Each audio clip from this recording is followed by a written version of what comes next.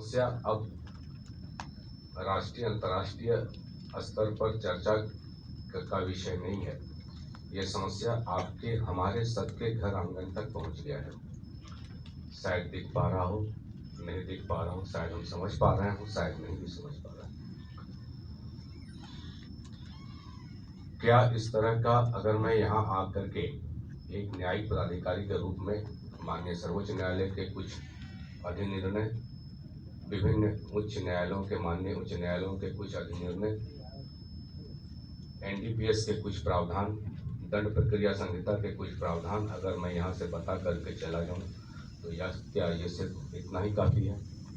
क्या इस प्रसाद में बैठे लोगों के लिए ये कानून के प्रावधान जान लेना ही काफ़ी है? क्या ये प्रासंगिक है? ये सोचना होगा। लेकिन मेरे कंधों पर इतनी ही दायित्व दी गई है कि मैं आपको कानूनी प्रावधान या इस तरह की व्यवस्था के बारे में कानूनी पहलू पर मैं आपसे बातचीत करूं।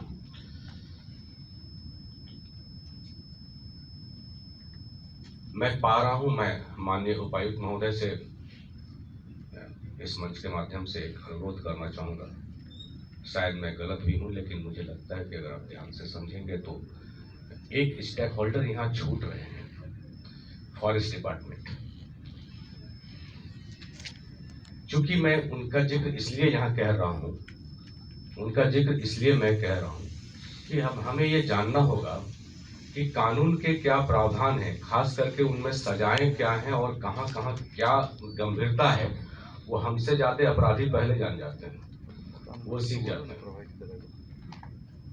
उनको पता है कि रैयती भूमि पर इस तरह की खेती करना अपराध है, और रैयती भूमि पर ऐसी अगर खेती होती है, पकड़े जाते हैं तो रैयत जिम्मेवार होगा, चाहे वो उसको जानकारी हो या ना हो कि उसकी रैयती भूमि पर इस तरह की खेती हो रही है।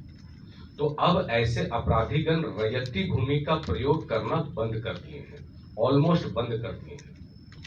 क्योंकि मेरा इस तरह के सेंसिटिव